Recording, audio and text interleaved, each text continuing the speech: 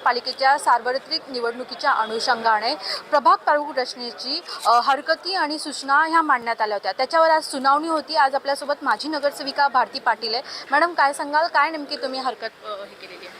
माझ्या प्रभागामध्ये जो प्रभाग आता नव्याने झालेला आहे, प्रभाग रचना नव्याने झालेली आहे, त्याच्यामध्ये माझ्या आधीच्या प्रभागातलं जवळपास 4 ते 4,500 मतदान हे वेगळं केलेलं गेलं आहे, जे अन्यायकारक आहे।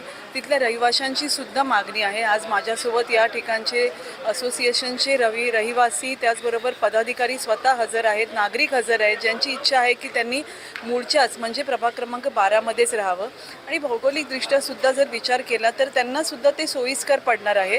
कारण निवडणुकीसाठी म्हणा किंवा काम करण्यासाठी आज कितीतरी कामं त्या ठिकाणी माझी प्रलंबित आहेत। गेल्या वेळेला सुद्धा अशा प्रकारे मला तेव्हा तो भाव नौका होता। गेली 10 वर्ष आम्ही काम करतोय तिकडे आणि नागरिकांची सुद्धा मागणी आहे। तर मला पूर्णपणे आशा आहे की निवडणूक आयोग नक्कीच आमच्या हरकतींचा विचार करेल। 14 गावे देखील यामध्ये समाविष्ट करण्यात आली।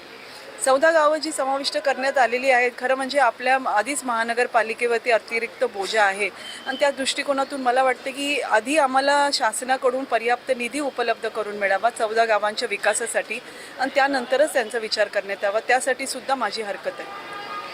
आपल्यासोबत मारुती सकपाळ देखील आहेत। सर, काय सांगाल, काय नेमकी तुमची हरकत आहे? आमची हरकत हीच आहे की प्रभाग क्रमांक 12मध्ये जो आमचा भाग तोडण्यात आला आहे तो समावेश करण्यात यावा।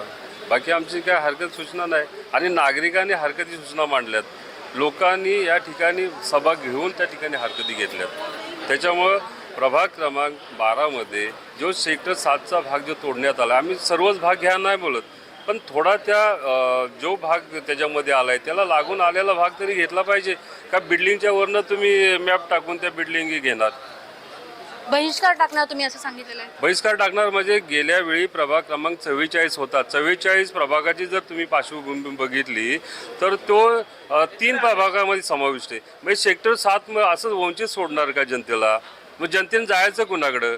एका नगरसेवकाकडे गेलो बोलतो ते आमच्याकडे येणार नाही, दुसऱ्याकडे गेलो बोलतो ते आमच्याकडे नाही, तिसऱ्याकडे गेलो आमच्याकडे। मग जनतेनं करायचं काय? आंदोलन नाही करायचं का? बहिष्कार नाही टाकायचं? काय करायचं? या बहिष्कारासोबत जनता तुमच्या पाठीशी आहे? जनता पाठीशी आहे ना, 100% जनता आमच्या पाठीशी आहे। नक्कीच आपण पाहिलेले आहे की प्रभाग हे अदलाबदली झालेले आहे। जर आमची मागणी पूर्ण नाही झाली तर आम्ही या निवडणुकीवर जनतेला घेऊन बहिष्कार टाकू असा विश्वास मारुती सकपाळ यांनी व्यक्त केलेला आहे। व्हिडिओ जर्नलिस्ट पुरुषोत्तम कन्याजासह प्रियाज ब्रांचा रिपोर्ट, नवी मुंबई।